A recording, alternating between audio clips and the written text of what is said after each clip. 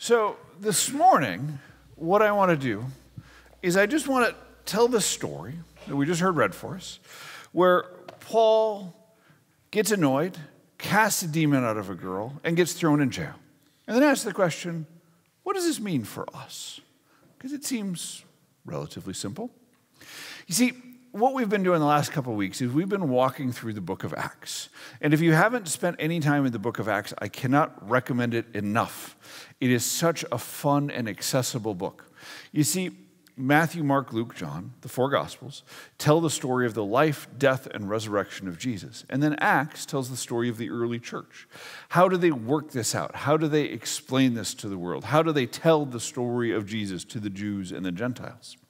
And so last week, we talked about Paul on the road to Damascus, of how he was there and he was going to Damascus and he meets Jesus and he comes to know Jesus and to follow Jesus. And what happens in the intervening time in the story between then and here is Paul goes on this series of missionary journeys, travels around the Mediterranean basin and tells people about Jesus, goes to different places and starts churches. And here we have him in Philippi, this Greek city in Greece where you've got different people worshiping different gods and doing different things. And what Paul does is he's there and he's headed to the place of worship where the Jews would gather and they would pray and they would worship the God of Abraham, Isaac, and Joseph. And one day, as they're going there, they're crossing the marketplace, and this slave girl, who is afflicted by a demon, starts heckling them. And she keeps yelling, "Behold, these men are servants of the Most High God, and they're going to tell you how to be saved." And she does this constantly for days. Now, you think you get annoyed when you're sitting at a restaurant or a coffee shop and the person in the next booth is talking on their cell phone too loud. That's nothing. This girl is just sitting there yelling constantly. And you got to give Paul credit because he puts up with this for days. Until finally, he just says, "In the name of Jesus Christ, I cast you out." And the demon's gone. Now, it's interesting. The reaction that we get from the crowd here is not what we would expect in 21st century America.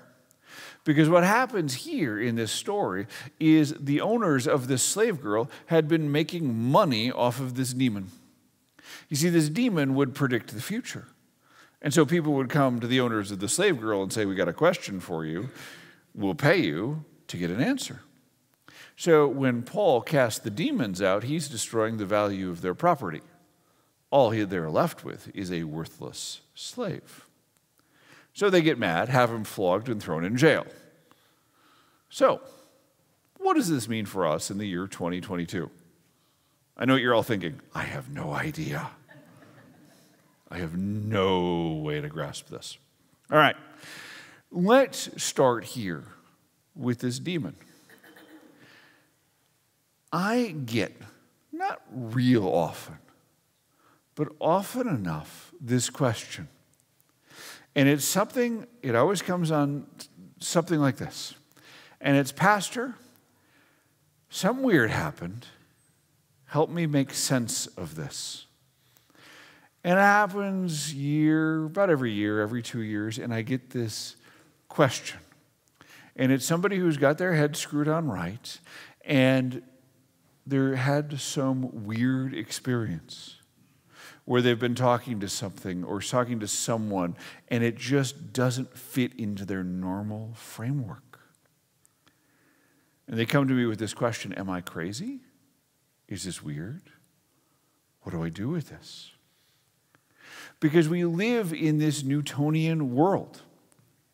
I grew up believing, yeah, God exists, but he's way out there. And it's, okay, God set the universe in motion like a watchmaker. You wind it up and you just let it run. And everything was predetermined. Everything was determined by the rules of mathematics and physics and chemistry and biology. And anything outside of that just didn't happen. That was the mindset I had in my head, that we live in an observable Newtonian world where the laws of physics, we might not know everything, but we'll get it figured out eventually. So, Problem is, not everything fits into that worldview. And the Bible doesn't fit into that worldview. The Bible talks about all this stuff. And the Bible never says that at some point this place is going to stop. It says, yeah, this is the world you live in. And so, sometimes that non-explainable stuff creeps into our world. A number of years ago, a colleague calls me up, and it was my day off. And pastors kind of have this rule where you do not call or text other pastors on their day off, because we all know how hard it is to get a day off, and there's always some emergency. So for him to be calling me up on my day off was one of those things like, oh, this is serious. And he says, hey, I got this thing happening, and I'd appreciate it if you came along. And I'm like, okay, you're calling me on a day off. This is an emergency, because I was good about that. And he takes me over to this parishioner's house of his, and I happen to know this parishioner. I've met her a number of times. You know, that normal, put-together, 50-ish-year-old woman type of thing. Very calm. Always very normal. Never imagined everything would go weird. But we got over there, and it was weird. Okay? And they were trying to get her into a psych evaluation. And obviously, that was an issue. Because, friends, I have nothing against modern medicine at all. I have had friends who have taken pills for antidepressants, for anti-anxiety, you name it. I've seen that stuff work. I am not knocking that at all. But there are certain occasions where that doesn't explain everything. And so we're over there, and my friend, my colleague, is on the phone and trying to talk to relatives and the social services and the whole 9 yards, trying to get her an inpatient evaluation. And so I'm trying to keep her calm. And it was weird, because she would go from perfectly lucid, perfectly rational, to seeing things in that room that I was not seeing. And friends, I have the spiritual sensitivity of a 40-pound bag of wet Portland cement. I'm not exaggerating on that one. But I could tell there was something going on. That she was just seeing something. It was angels, it was demons, it was all of the above. And it was not something I could explain through the laws of physics or chemistry or biology. It just was. And the reason I am telling you all this is because it helps you make sense of your world. If you have that 20% of your world that you just can't explain, you just write it off. And you do that at your own peril because it is part of what is actually happening around you. Now, C.S. Lewis had this great way of talking about this in the Screwtape Letters. If you haven't read the Screwtape Letters, highly recommend it. It's brilliant. It's funny. It's insightful. It's C.S. Lewis at his best. And Lewis talked about this thing where we tend to fall into one of two ditches when we're talking about evil. On one hand, we do this thing where we say everything is the result of Satan and demons and all this stuff, and as people are doing these evil things because they're possessed. Or we fall into the other ditch where we say, none of this is real, and we just ignore it. But this story that we just read for us out of Acts 16 gives a beautiful way to understand our world. You see, the demon sets this in motion. Her heckling Paul, driving him to the point of annoyance and just casting out her, or casting out the demon, sets this story in motion. But then all the other evil that's done after that, Paul being flogged and beaten and thrown in jail, that's human beings. They're responsible for those choices. This is what happens in the Bible a lot. You will see a supernatural entity. You will see Satan enter into someone, like in the case of Judas or other cases, but then they're responsible for their own actions after that, or the downstream effects happen after that. And so that's how we need to approach this when there's crazy stuff happening in this world. Sometimes there's more than meets the eye. Sometimes there are people who are afflicted with demons. I've run into a few of them, and it's a weird experience. Don't go looking for it. Don't expect to see it when you go out for Mother's Day brunch today. That's not the reason your omelet is overcooked, okay? The demons did not get the kitchen staff, probably. Okay. But the reality is sometimes it happens.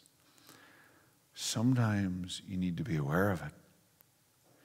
But this raises the next question that I want to ask, which is, where are you living? One of the beautiful things about the book of Acts is you get this giant travelogue. You get Paul going to different places, experiencing different things. And whenever Paul goes to this new place, he's got to honor the customs and the situations there. And the problem is, sometimes we get confused.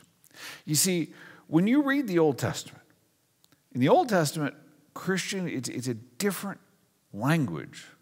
It's a different set of assumptions than in the New Testament.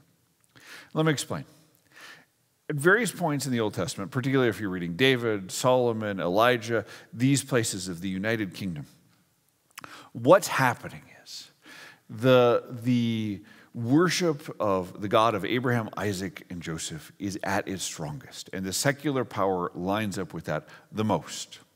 So when something happens, when people start worshiping foreign gods, the power of the state comes down upon them.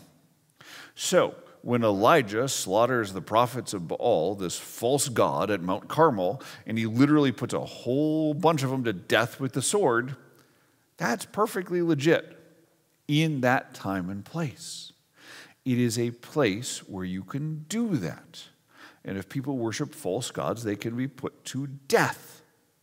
Okay. 1,000 years later, Paul's there in Philippi. And the Roman Empire is a completely different animal.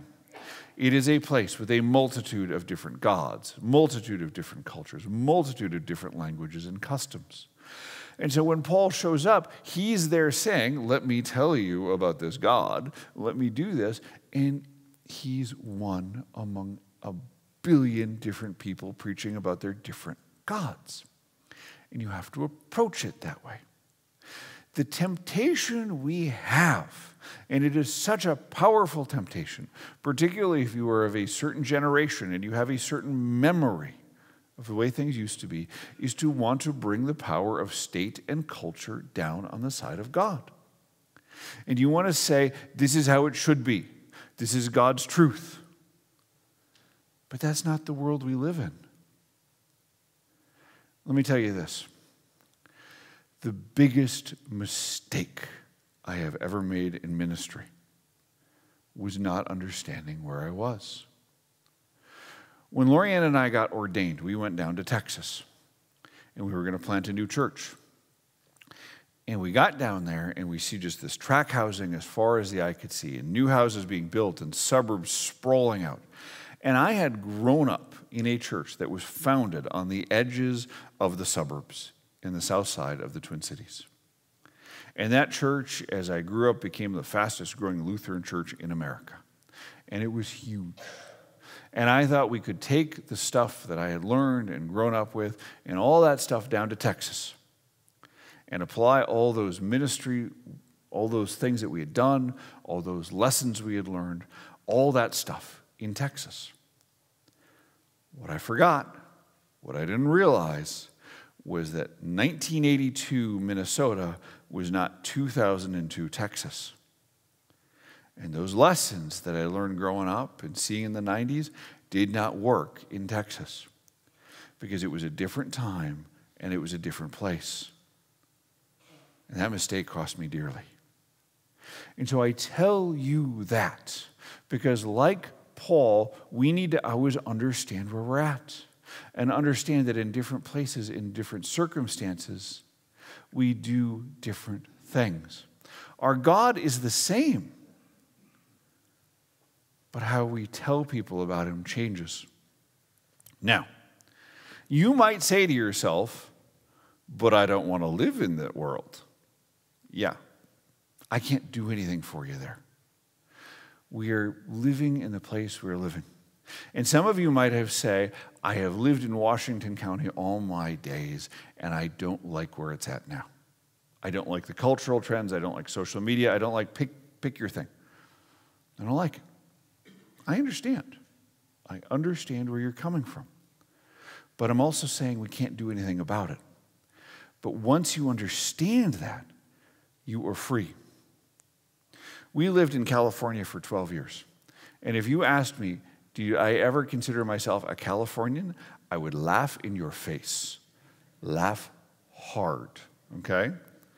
But understanding that I was in California gave me so much freedom to worship and to love and to be with those people. I didn't particularly enjoy California. I mean, there was things I loved about it. There was people I definitely loved who I still think the world of. But I'll just tell you this story. We had moved out to California, and we'd been there like 3 or 4 months. This was before Joshua was born. I remember Lorianne was moderately pregnant at this point. We go for a walk. We're going up to the top of the hill. And we turn back around and walk back down to our house. And we look down to the south end of the valley, and the whole rim of the valley is on fire because it's California, and that's just what happens. And Lorianne looks to me, and I don't remember her exact words, but the meaning was something to the effect of, how long are you going to keep us in this God-forsaken place? About the gist of it, yeah. Okay?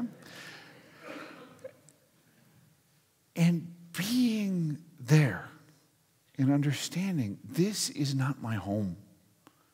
This is not what I love, but I'm here for a while. Let it have the freedom to do ministry and to love and to enjoy life in that context.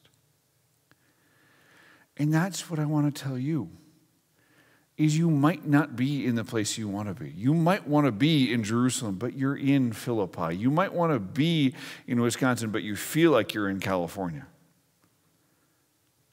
But the reality is, you're called to be in that place and to worship and to love and meet people where they're at, not where you want them to be. One last question comes to us out of this text, or at least one last question I have time for this morning. What are you singing? See, there's this beautiful little line in there. After Paul and Silas get arrested and thrown in jail, it's about midnight and they are singing and they are praying. And they're not singing and praying out of some great thing saying, if we just sing and pray loud enough, God will hear us and we'll be free. It is a singing and praying out of a response to God's love, out of a response to what God has given them. They don't know how this is going to end. They don't know what's going to happen next. All they know is they have been beaten and thrown in jail and put in chains. And yet they're singing. And I want to ask you that, and I want to explore this for just a minute, because I'm afraid we are losing as a people the language of singing. And I'm not talking about what the band's doing or what the choir does at the early service or any of that stuff. But I worry that we're losing this way to communicate. Let me explain. I've told you guys before, or maybe you've heard me say it, my grandmother passed away of Alzheimer's or dementia about 5-6 years ago. And one of the saddest parts for me was that she had always been a very smart woman and a very articulate person. But as the dementia kicked in, she lost the ability to speak. And so she could not communicate what she needed, what she was thinking, what she was feeling. And so it was very hard for us to handle what she needed or what she wanted. And if you've known people like that who have lost that language, lost that ability to communicate, it's hard. And I fear that as a people, we're losing the ability to sing. What I mean by that is we outsource so much to whether it's the band or the radio or having it on your phone or whatever. And you say, okay, well, they will sing for us and we'll enjoy that music, but we forget the ability to sing ourselves. And it is a powerful way for us to express our soul. And if anybody has ever been around me when I sing, you know you don't want to hear me sing, okay? I am saying this as somebody who is as far from anybody with musical ability as is in this room right now, okay? As far as from the east is from the west, that's as far as I am from the ability to keep a tune, okay? But I tell you this because singing expresses something in our soul. And when we lose the ability to sing, we lose the ability to communicate with God, at least in part. We lose the ability to articulate what's in our soul and our longings need. So I want to encourage you to find those songs and to sing along with them. To sing, whether it's the old songs, the traditions, the How Great Thou Art, those font of every blessings, whether it's the new stuff like we were just singing a few minutes ago. But to find those things that your soul resonates with, that expresses your ability to talk about what God is and what you need from God. There's a song by David Crowder that I have sung a lot over the last couple of years. And it's a simple song. It's, "Oh Great God, Give Us Rest." And that song keeps coming back to me, and it's a song I keep talking about, and it's a song I keep singing to myself because so much has happened over the last couple of years. And just to be able to sing that and to rest in that, oh great God, give us rest. All the tumult, all the storm, all the trials, to be able to rest in that. And I want to ask you, what's that for you? And if you don't know that, just find that and sing that. It'll change with different seasons. It'll change with different times. But there is that song for you to express who you are and express your needs of your soul to God Almighty. Amen.